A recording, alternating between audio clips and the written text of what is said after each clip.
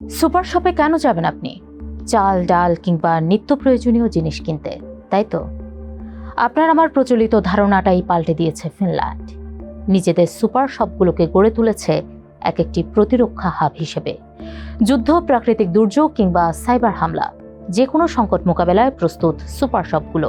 ফিনল্যান্ডের super শপগুলো এখন আর কেবল নিছক চাল, ডাল কিংবা নিত্য প্রয়োজনীয় সামগ্রী কেনার জায়গা নয়। এক একটি সুপার শপ পরিণত হয়েছে প্রতিরক্ষা, পরিবহন কিংবা সাইবার নিরাপত্তা প্রতিষ্ঠানে। প্রতিটি সংকট মোকাবেলায় সুপার শপগুলোর রয়েছে আলাদা আলাদা পরিকল্পনা। কেন সুপার শপগুলোকে প্রতিরক্ষার অংশ হিসেবে গড়ে তুলেছে ফিনল্যান্ড? চলুন জেনে আসা যাক সেই সব। সঙ্গে আছি আমি বর্ণা দাস।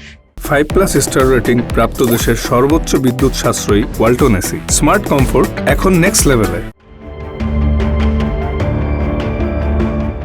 ফিনল্যান্ডের অবস্থান অনেকটা এমন, শত্রুর সঙ্গে বসবাস। সীমান্তের ওপারে ওত পেতে আছে শত্রু। যে কোনো মুহূর্তে সীমান্ত পেরিয়ে আক্রমণ চালাতে পারে শত্রুপক্ষ। 2022 সালে ইউক্রেন যুদ্ধের পর রাশিয়ার প্রতি এমন মনোভাব আরও বেড়েছে প্রতিবেশী ফিনল্যান্ডের, যে কারণে রাশিয়ার সঙ্গে দীর্ঘ 1340 কিলোমিটার সীমান্ত নিয়ে ঝুঁকিতে আছে দেশটি। জনসংখ্যা মাত্র 56 লাখ, বিপরীতে প্রায় 15 লাখ সক্রিয় সেনা সদস্যই রয়েছে রাশিয়ার। শক্তিমত্তায় যারা টেক্কা দিতে পারে যে কাউকে। এই অবস্থায় শক্তিশালী শত্রুপক্ষকে মোকাবেলায় সর্বাত্মক নিরাপত্তা কৌশল গ্রহণ করেছে Finland. Security strategy for society নামে একটি নীতিমালা তৈরি করেছে দেশটির সরকার। নীতিমালা অনুযায়ী টোটাল ডিফেন্স পদ্ধতি অনুসরণ করে সামরিক ও বেসামরিক খাত একসঙ্গে সংকট মোকাবেলায় কাজ করছে। ফিনল্যান্ডের গুরুত্বপূর্ণ কোম্পানিগুলো যে কোনো সংকট মোকাবেলায় সরকার ও স্থানীয় প্রশাসনের সঙ্গে সমন্বিত হয়ে কাজ করে।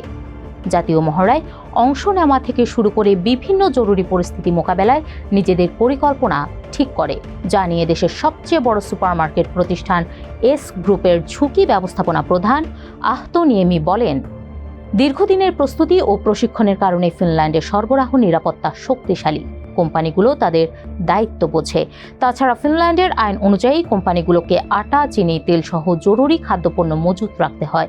আর এসব খাদ্যপণ্য মজুত রাখা হয় বিশেষ গুদাম বা ভূগর্ভস্থ বাংকারে, যেখানে কিনা বিদ্যুতের বিকল্প ব্যবস্থাও রাখা হয়। জানিয়ে সুপারমার্কেট কেসকোর এক কর্মকর্তা জির্কি তোম্মিনেন বলেন, যে কোনো পরিস্থিতিতেই ফিনিশ সমাজ যেন চলতে পারে, সেজন্য আমরা নিজেদের দায়িত্ব পালন করতে চাই। শুধু ব্যবসা প্রতিষ্ঠানই নয়, ফিনল্যান্ডের সাধারণ মানুষও প্রতিরক্ষার অংশ। এই যেমন বিশ্ববিদ্যালয়ের শিক্ষক ফ্রাঙ্ক মার্টেলা। শিক্ষক হলেও একই সঙ্গে নৌবাহিনীর রিজার্ভ সদস্য তিনি। জরুরি অবস্থায় যে কোনো সময়ে ডাক পড়তে পারে তার, তাই তো নিজেকে সর্বদা প্রস্তুত রাখেন তিনি। এসব সম্ভব হয়েছে ফিনল্যান্ডের মানুষের সহযোগিতাপূর্ণ মনোভাবের কারণে। হেলসিঙ্কি বিশ্ববিদ্যালয়ের মনোবিজ্ঞানী জেনিফার ডে পাউলার ভাষ্য, ফিনল্যান্ডের মানুষ সরকার, প্রতিষ্ঠান ও রাজনীতিবিদদের ওপর বিশ্বাস করে, নিরাপত্তাকে গুরুত্ব দেয়, যা উঠে এসেছে ফিনিশ শিশুদের ওপর এক গবেষণা প্রতিবেদনেও, যেখানে দেখা গেছে ফিনিশ শিশুদের কাছে সুখ মানে জীবনের নিরাপত্তা আর দুঃখ মানে নিরাপত্তাহীনতা। এই মানসিকতা নিয়েই বড় হয় তারা। শিক্ষক ফ্রাঙ্ক মার্টেলা বলেন, সমাজ যত সমান হয়, মানুষ তত বেশি একে অপরকে বিশ্বাস করে। আর ফিনল্যান্ডের ক্ষেত্রে সুবিধা হলো এখানে দুর্নীতি ও সামাজিক বৈষম্য কম, ফলে পারস্পরিক বিশ্বাস বেশি, যে কারণে তুলনামূলক দুর্বল হলেও নিজেদের টিকিয়ে রাখতে সমগ্র ফিনল্যান্ড আজ এক।